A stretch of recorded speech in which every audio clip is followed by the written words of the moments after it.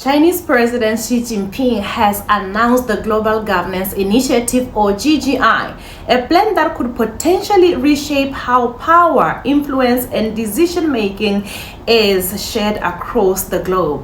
Through the GGI, China is pushing for a more multipolar world where global rules are not only shaped by a few powerful countries, but other countries are also heard and they contribute towards such.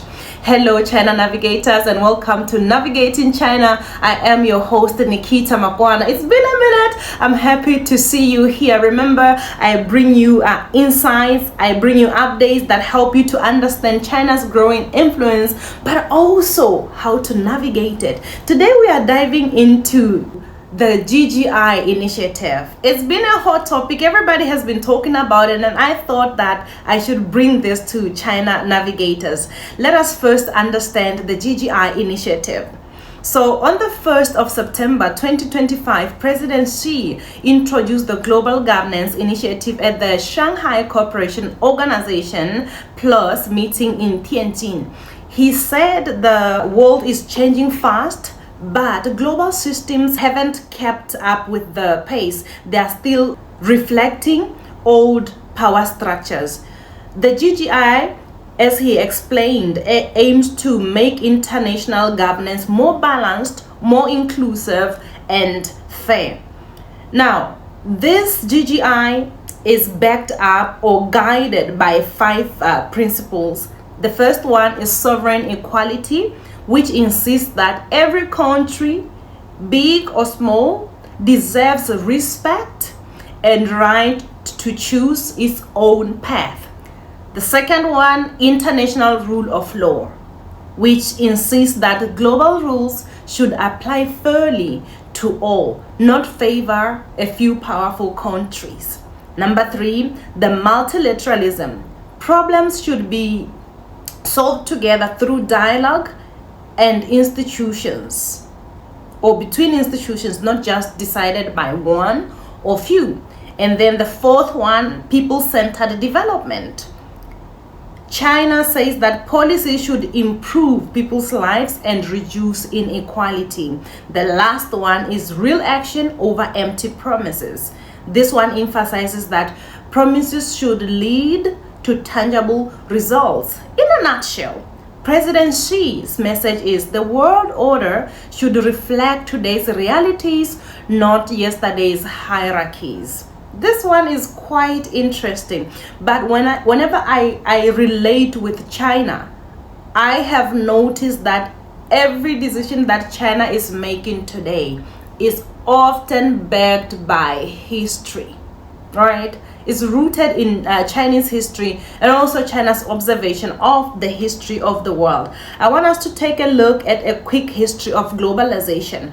Right after the Cold War, globalization connected the world, but power stayed concentrated in a few economies. So many nations, or should I say developing nations, especially in the global south, including Africa, felt left out of key decisions shaping finance, decisions that shape trade as well as technology. So over the past few years, we have seen China introducing a series of enormous big picture ideas. Like back in 2021, China introduced the Global Development Initiative, which focused on poverty reduction and sustainable growth. And then 2022, China introduced the Global Security Initiative, which calls for collective security and dialogue instead of confrontation. This year, September 1st, 2025,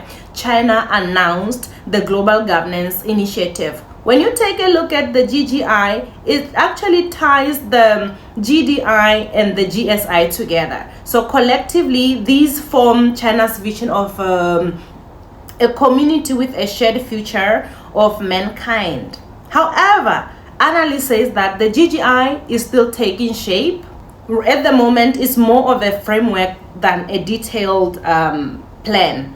I was listening to an interview or a discussion by the former Prime Minister of Kaz Republic, Jomat, and he said that the GGI opens the door for inclusive conversations, but also how global governance should evolve. He also believes that smaller countries or middle-sized countries should seize this moment to make their voices heard, not just reform old system, but help designing the new ones that reflect today's world. I want us also to keep in mind that Beijing or China, through the GGI initiative, is not participating on orders that were already set, but it is actually pioneering a new initiative, pioneering how global governance should go. So smaller nations or middle-sized nations should seize or take advantage of this moment to voice out what a fair global governance is to them. Additionally, India, a key member of the Shanghai Cooperation Organization, has also weighed in. Indian leaders support the idea of multipolar world. However, they emphasize that the reforms must remain transparent, they must remain inclusive and rules-based. So New Delhi note that while China's GGI echoes some of India's own goals, India prefers that China led through collective dialogue, not just dominated by one power. These differing views highlight something that's key. Countries within the Asian region, they are pro reform, but also believe that there should be debates, there should be discussions and open dialogue on who should lead it. And that same question would apply to the African continent. How can African nations ensure that they're not just participants in this new global conversation, but they are co-authors of it? It's important for us to note that Beijing, through the GGI initiative, is shifting from participant to pioneer. So how can Africa co-author the GGI or the global governance? That takes us to the next point of what does it really mean to Africa? What does the global governance really mean to Africa? Let me take a sip and then we dive right into it. China navigators, let us get to this one, which I believe as a specialist in China studies, especially China Africa, this is my area of focus. What does the GGI mean to Africa, or what could it mean to Africa? And I would say it could mean different things, but let's start here. Number one, it could give Africa a stronger voice in global institutions. If this reform is successful, Africa could gain a greater voice and greater representation in organizations like the IMF, World Bank, and the United Nations. We know that over the past years, African leaders, decades actually, African leaders have raised concerns on how there is so much underrepresentation of the continent when it comes to organizations such as the United Nations. So this is giving hope to the African continent. We're most likely going to see African representation, and not just representation by being there, but representation and also participation. The second one would be deeper cooperation on development. Under the Global Governance Initiative, there is the people-centered approach, which we believe we might see a lot of investments in sectors such as education, digital infrastructure, renewable energy, as well as youth skills. The third one, we are most likely going to see the South-South solidarity. The GGI could strengthen partnership among developing countries, allowing Africa to collaborate with Asia, to collaborate with Latin America, and others on an equal footings. Nevertheless, there are critical questions to be asked, especially at the early stage. The first one would be, how equal will this partnership be in practice? Not by the books, in practice. Can African leaders negotiate from a place of power or from a position of strength? Africa has its own strength. Africa has its own places of vulnerability. Third, will inclusion mean genuine participation or just being present at the table? This one, when we talk about representation of countries or a continent, we're not talking about having a seat. We're also talking about shaping how the table setup looks like, being able to participate, being able to voice out without any form of intimidation. These are very critical questions. The truth is, the right time for the African nations to speak up is today, at the very beginning of the Global Governance Initiative. I want to highlight this. China and Africa have similar or shared experience when it comes to its past. When you look at the Global Governance Initiative, China is making these initiatives drawing strength from its past, the past of foreign invasion, colonization, you name it. Those experiences are similar to those of Africa.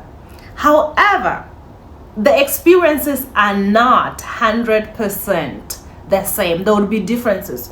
So the right time for Africa to define what inclusion means is today. What fairness means is today.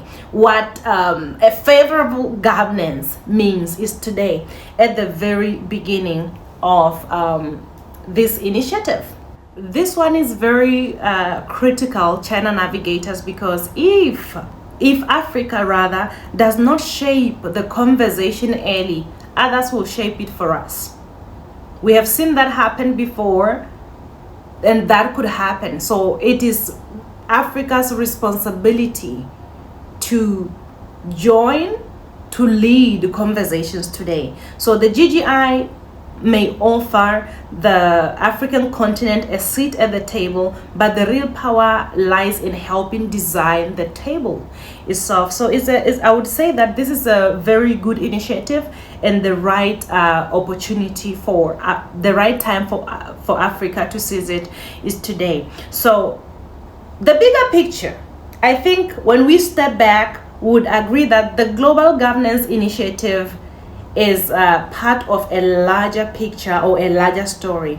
But the challenge then would come here on defining who is setting the rules of the modern world. Who is setting the rules? China, through the GGI, is pioneering this, but who are the active participants on it? Who is setting the rules of the modern world? That's where the struggle is today. So for China, I would say this is a way to position itself as a pioneer of a great model that promotes equality, that promotes cooperation, not confrontation. But for other countries in the global south, including India, including countries within Africa, this is an invitation or the right time to shape global governance in a way that reflects their own priorities, looking at the current situation, and also drawing lessons from the history. For the Global Governance Initiative to be a success, it needs substance, it needs action, it needs clear mechanism, it needs accountability, it needs a real collaboration. Otherwise, there is a risk that it becomes just one of those slogans.